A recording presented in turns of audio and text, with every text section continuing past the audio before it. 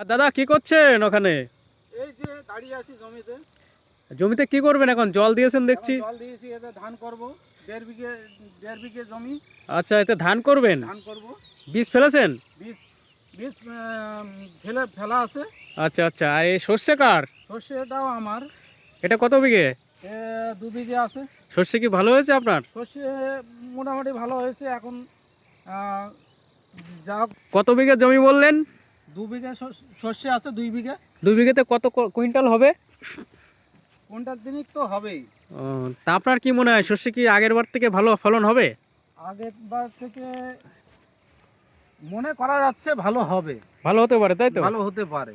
আচ্ছা, আর বীজ রোবেন কতদিন পরে? বীজ এই 2-5 দিনের মধ্যে রোবো। 5 দিনের মধ্যেই রোবেন? 5 দিনের মধ্যে।